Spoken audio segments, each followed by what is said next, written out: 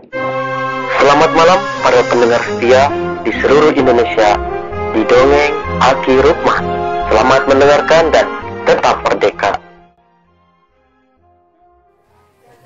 Assalamualaikum warahmatullahi wabarakatuh. Sampurasun. Bismillahirrahmanirrahim. Alhamdulillahilladzi anjala sakinata fi qulubil mu'minin liyazdadu imanama imanihim. Bapak Ibu dan kawan-kawan sekalian, alhamdulillah ini hari kedua ya kita akan berbicara tentang katung. Kajian 7 menit yang berkaitan dengan ajaran Islam untuk aplikasi program Bangga Kencana. Kemarin kita sudah berbicara bahwa kita terbuat dari tanah. Itu diisyaratkan pada surat Rum dan surat Al-Mu'minun ayat 12. Terima kasih koreksinya kepada Pak Lalu, bukan koreksi, tambahan dari Pak Lalu Burhan, yaitu Tuan Guru dari NTB. Bagus, terima kasih Tuan Guru. Kemudian yang kedua, banyak yang komentar bahwa kemarin itu banyak tidak bisa dibuka. Menurut Kang Yuji, itu bukan kesalahan di kami. Karena kalau sudah di YouTube, itu semuanya bisa mengakses. Mudah-mudahan pada hari ini selanjutnya kita bisa membukanya. Karena walaupun sudah ditulis secara narasi, ini adalah penjelasannya dari Aki. Sekaligus katanya kan ada yang ingin melihat wajah Aki yang sudah aki-aki begitu. Baik, selanjutnya kita kaji begini. Yang pertama di dalam surat Rum ayat 20 itu ada 3 kata kunci. Kata kunci yang pertama adalah dibuat dari tanah, kemudian dijadikan manusia, yang kedua dan yang ketiga berkembang biak. Ini mohon maaf ya, rekamannya hujan besar.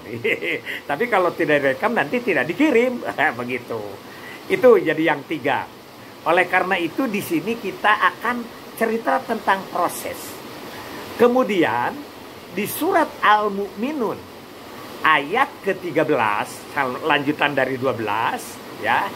Kemudian dijadikan air mani oleh Allah itu, dan air mani itu disimpan di tempat yang kukuh, yaitu rahim.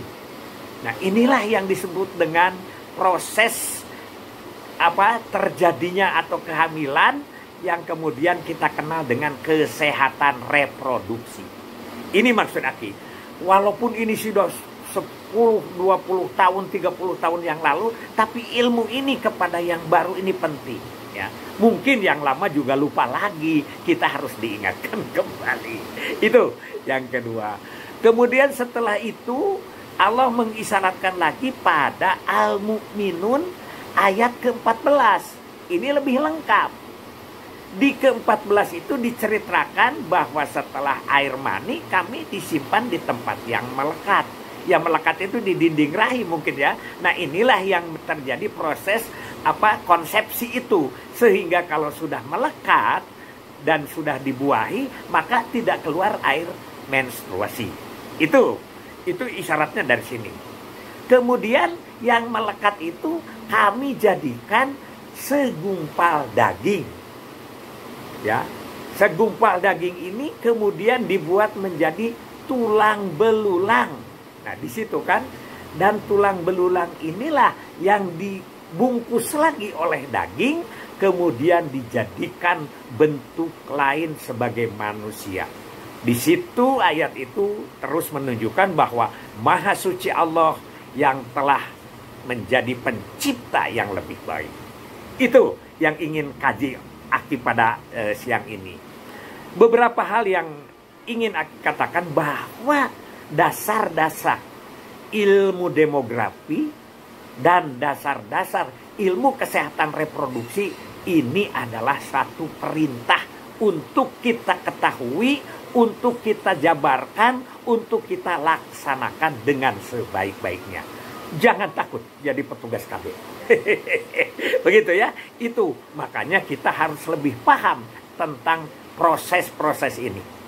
Nah, kemarin masih ada pertanyaan ke Aki, Ki, apa bedanya ngaruat dengan ngarumat? Itu bahasa Sunda.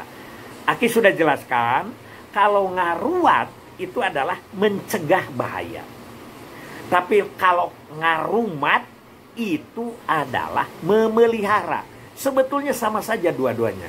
Baik ngarumat maupun ngarumat adalah untuk kebaikan. Hanya saja pada saat itu orang tua kita tidak bisa menyebutkan dengan ekspos yang cukup baik. Dan satu ingatkan sama Aki, bahwa proses ini sudah diadop oleh bahasa-bahasa karuhun kita, bahasa-bahasa leluhur kita, bahasa-bahasa sesepuh kita.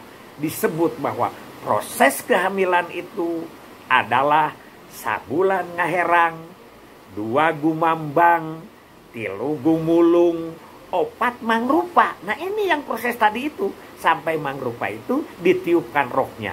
Dan itu ada hadis-hadisnya. Nanti kita akan cerita pada yang akan datang. Ya, jadi ngaherang, gumambang, gumulung, mangrupa, usik, malik, calik, ngorak, gumelah.